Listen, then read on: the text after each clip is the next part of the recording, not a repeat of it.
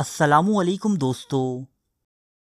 سکھ مت دنیا کی جدید ترین مذاہب میں سے ایک ہے، جس کی شروعات تقریباً 550 سال قبل بابا گرو نانک نامی ایک صوفی بزرگ سے ہوئی، لیکن بابا گرو نانک کے دور میں یا ان کی وفات تک سکھ مذہب اس شکل میں موجود نہ تھا کہ جیسے آج ہے۔ دور حاضر میں موجود سکھ مذہب بابا گرو نانک کے بعد آنے والے گروؤں، بالخصوص سکھوں کے 10ویں اور آخری گرو گوبند سنگھ جی کا وضع کردہ ہے۔ ہمارے بعض دوست یہ خیال کرتے ہیں کہ سکھزم جیسے ہندوازم ہی کی کوئی شاخ ہے، مگر ایسا بالکل نہیں۔ یہ حقیقت ہے کہ سکھوں کے پہلے گرو بابا گرو نانک شاہ ہندو خاندان کے ایک فرد کالو رام بیدی کے گھر موضع تلونڈی یعنی موجودہ ننکانہ میں پیدا ہوئے، لیکن ان کی ساری عمر ہندوؤں کی تہذیب و تمدن اور رسم و رواج کے خلاف گزری۔ گرو نانک کو تعلیم دلوانے کا انتظام خود ان کے والد نے کیا اور انہیں تعلیم کے لیے ایک مسلمان معلم سید حسن کے سپرد کر دیا۔ سید حسن کو قطب الدین اور رکن الدین کے نام سے بھی پکارا جاتا ہے۔ سید حسن نے نانک کو ہونہار دیکھ کر ان کی تعلیم و تربیت میں کوئی کسر نہ چھوڑی، چنانچہ بچپن ہی سے گرو نانک اسلامی عقائد سے واقف ہو گئے، صوفیہ کرام کا کلام پڑھنے لگے اور اس کا ترجمہ پنجابی زبان میں کرنے لگے۔ آغاز میں گرو نانک نواب دولت خان کے ہاں مال زکوٰۃ کے منشی مقرر ہوئے۔ 30 سال کی عمر میں انہوں نے نہ صرف ملازمت چھوڑ دی بلکہ گھر بار کو بھی خیر بات کہہ دیا اور سیر و سیاحت کے لیے نکل کھڑے ہوئے۔ ہندوستان، سری لنکا، ایران اور عربستان کے سفر کیے اور 40 سال تک ان ملکوں میں مقدس مقامات کی زیارت کی۔ بابا گرو نانک شاہ مسلمان صوفی بزرگ حضرت بو علی کلندر پانی پتی رحمت اللہ علیہ کے پاس ایک مدت تک رہے، پھر ملتان کے مشہور بزرگ حضرت بہاؤالدین زکریہ رحمت اللہ علیہ کے مزار پر حاضری دی۔ گرو نانک حضرت غوث اعظم شیخ عبدالقادر جیلانی رحمت اللہ علیہ کے مزار پر بھی تشریف لائے اور یہاں چلہ کش ہوئے۔ شہر کے باہر جنوب مغرب میں وہ جگہ آج بھی موجود ہے جہاں آپ نے یہ وقت گزارا۔ اس کے علاوہ بابا گرو نانک نے اجمیر شریف میں حضرت خواجہ معین الدین چشتی رحمت اللہ علیہ کے مزار پر بھی 40 دن چلہ کیا۔ بمقام سرسا حضرت شاہ عبد الشکور رحمت اللہ علیہ کی خانقاہ پر 40 دن ٹھہرے۔ آج بھی اس خلوت خانے کا نام چلہ بابا نانک ہے۔ بابا گرو نانک حسن ابدال ضلع اٹک کی پہاڑی پر حضرت بابا ولی کندھاری رحمت اللہ علیہ کی بیٹھک پر حاضر ہوئے اور یہاں بھی قیام کیا۔ بعد ازاں پاک پتن شریف میں حضرت شیخ فرید الدین گنج شکر رحمت اللہ علیہ کے مزار پر خلوت نشین ہوئے۔ بابا گرو نانک شاہ حضرت ابراہیم فرید چشتی رحمت اللہ علیہ کی تعلیمات سے بے حد متاثر تھے، جو حضرت بابا فرید الدین گنج شکر رحمت اللہ علیہ کی 12ویں پشت سے تھے۔ سکھوں کی سب سے مقدس کتاب اور بابا گرو نانک کے مجموعہ کلام کا نام گرنتھ صاحب ہے، جو حضرت ابراہیم فرید چشتی کی شاعری سے لبریز ہے۔ بعض افراد کا ماننا ہے کہ یہ بھی حضرت بابا فرید گنج شکر کا کلام ہے، جس کے ہر شعر کے آخر میں فرید تخلص آیا ہے۔ یہ بات بھی ایک حقیقت ہے جسے سکھ حضرات بھی تسلیم کرتے ہیں کہ بابا گرو نانک حج بیت اللہ کے لیے مکہ معظمہ بھی تشریف لے گئے تھے۔ گرو نانک اسلام کے فلسفہ توحید سے بے حد متاثر تھے، جبکہ بت پرستی اور شرک کو قطعی پسند نہ کرتے تھے۔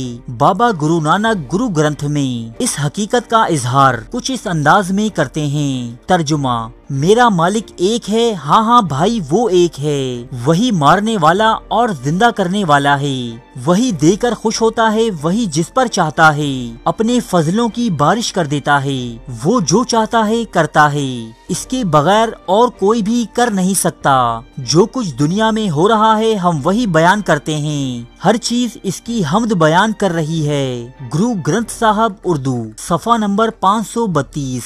بابا گرو نانک گوڑی سکمنی میں واضح الفاظ میں عبادت کے لائق صرف ایک ذات کو ہی تسلیم کرتے ہیں۔ ترجمہ: وہ ایک ہی ہے، حقیقی تعریف اور عبادت کے لائق، تن من سے اس کی عبادت کرنی چاہیے۔ گھوڑی سکمنی محلہ 1 صفحہ نمبر 430۔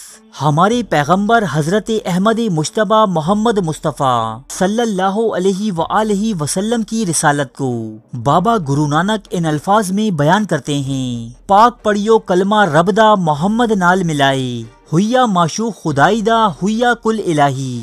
ترجمہ: یعنی وہ کلمہ پڑھو جس میں حضرت محمد صلی اللہ علیہ وآلہ وسلم کا نام آتا ہے، کیونکہ اس کلمے کا لانے والا اللہ تعالیٰ کا پیارا ہے، جس نے اپنے آپ کو سب سے زیادہ پیار کرنے والے پر قربان کر دیا تھا۔ جنم ساکھی بھائی بالا گرو نانک صاحب 4 آسمانی کتابوں پر اپنا ایمان اس طرح بیان کرتے ہیں: مرشد نو منتو من کتاباں 4، منتو ایک خدائی نو خاصا جس دربار۔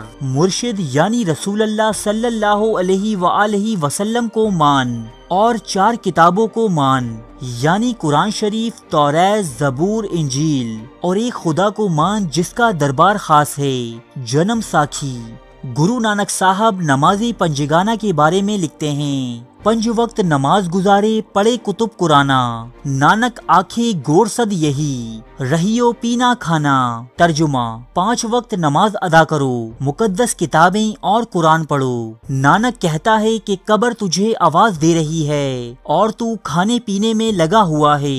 گرو گرنتھ صاحب بابا گرو نانک شراب اور بھنگ کے نشے کی مذمت ان الفاظ میں کرتے ہیں: نانک آکھے رکن الدین لکھیا وچ کتاب، درگاہ اندر مارین جو پیندے بھنگ شراب۔ ترجمہ: بابا نانک نے رکن الدین کو کہا کہ وہ لوگ جو بھنگ اور شراب پیتے ہیں انہیں سخت سزا ملے گی۔ جنم ساکھی بھائی بالا گرو نانک نے اپنی زندگی کے آخری حصے میں دریائے راوی کے کنارے کرتار پور نام کا ایک قصبہ آباد کیا، جو آج کل تحصیل شکر گڑھ میں دربار صاحب کے نام سے مشہور ہے، اور اپنے گھر سے متصل ایک مسجد تعمیر کروائی اور اس میں نماز پڑھانے کے لیے ایک امام بھی مقرر کیا تھا۔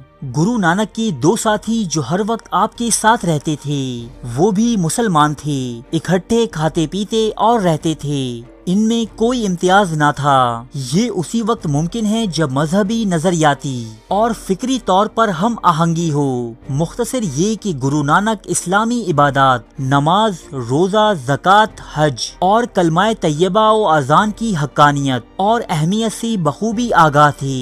اللہ تعالیٰ کی وحدانیت اور پیغمبر آخر الزماں حضرت محمد صلی اللہ علیہ وآلہ وسلم کی رسالت پر کامل اعتماد رکھتے تھے۔ علامہ ڈاکٹر محمد اقبال رحمۃ اللہ علیہ نے گرو نانک کے پیغام توحید کی کیفیت کو یوں واضح کیا ہے: پھر اٹھی آخر صدا توحید کی پنجاب سے، ہند کو ایک مرد کامل نے جگایا خواب سے۔